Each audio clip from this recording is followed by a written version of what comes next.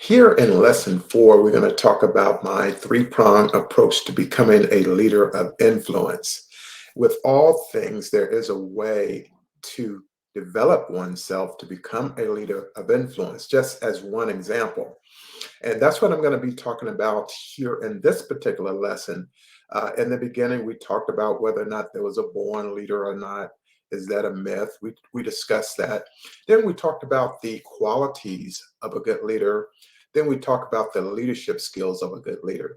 And so now we're going to talk about my three-pronged approach to becoming a leader of influence. And a lot of it comes from my own experience, having served over 20 years in the United States Air Force as a military officer, also working in Fortune 500 for Mobil Oil Company. And I've also worked for United Parcel Service prior to joining the military after college. And then I talk about as being a contractor and now an entrepreneur. So a lot of experience and expertise, and I'm going to share that with you right now. The first prong, and a prong that we're going to look at is like a three-legged stool. We know we have the center part, the seat part, then we have the legs that extend out. One leg is going to be the person with the leadership title. The second leg is going to be the managers or supervisors. And then the third leg is going to be employees. And that gives us the three prongs of which we're going to work with.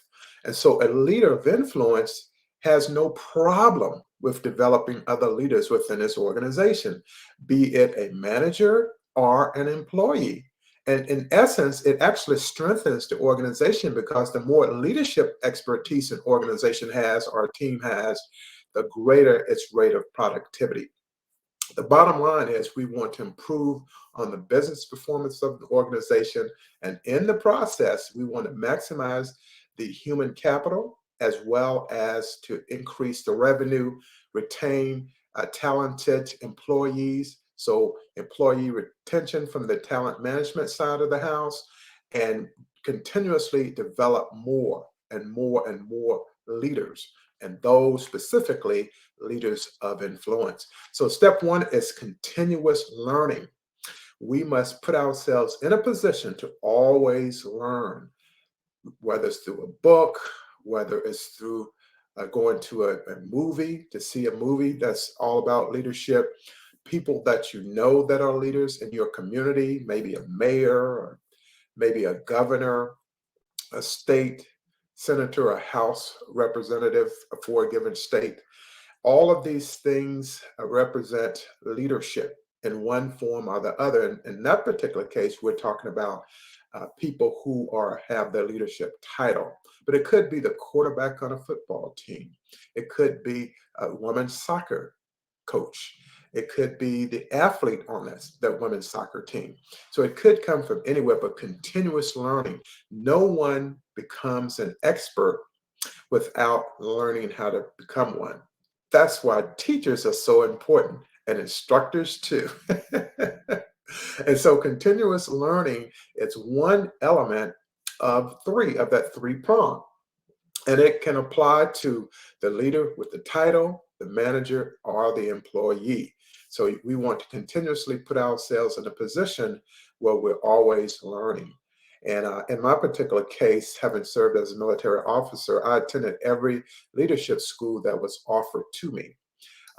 My initial leadership school was called Squadron Officer School. So I attended a 6-week program where I learned about the doctrine of the Air Force. I learned about leadership, working with teams. We had different exercises. The fun one was Project X, where we had the entire group that we have to solve a problem. And so it was continuous learning all along the way. And then one of the people in one of the sessions came in, the late Admiral Grace Hooper, and she was really on the forefront of languages for computers like COBOL, BASIC, things that people even use to this day. And she made a quote, and it was this, and she was a real admiral. She stated that when it comes to managing things and resources, that's what we should be doing. But we've gotten away from that, and we're doing too much managing, but not enough leading. And that particular quote stuck with me for the rest of my career.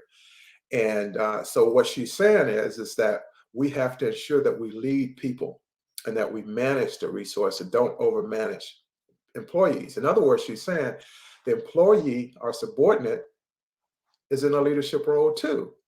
And so they should also be leading.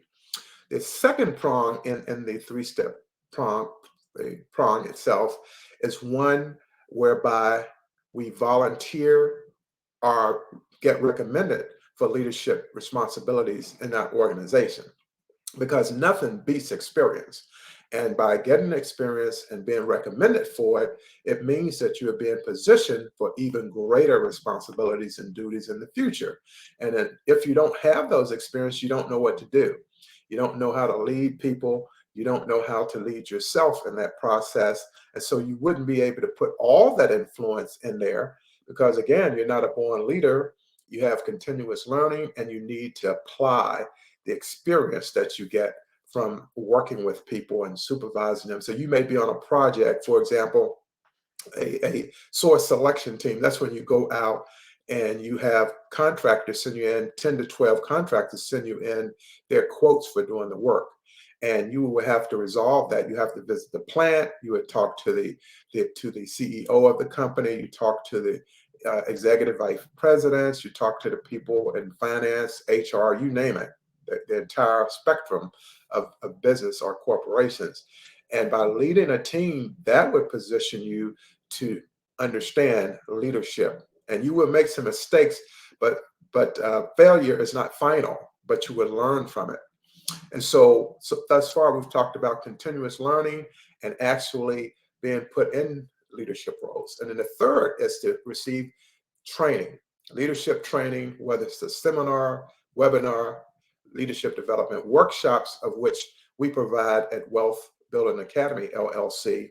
And you go through the different trainings, very similar to what I went through when I was in the Air Force. And you can learn more about our leadership development at our workshops at www.paulvanspeaks.com. And if you have any questions, you can always send an email to info@paulvanspeaks.com or give me a call at 800-341-6719. And so this entire three-pronged approach to become a leader of influence entails continuous learning. It entails actual leadership experience and volunteered for it. And even if you're volunteering in the community, that will still give you some experience. And then lastly, attending the leadership development workshops and attending different seminars. And even if you have to pay for some of it yourself, it's best to learn as much as you can for as long as you can, because then you will become a leader of influence. And I will be talking about that a lot more. But again, learn more about the leadership development workshops at www.paulvanspeaks.com. Thank you so much. And on to the next lesson, lesson 5. See you on the other side.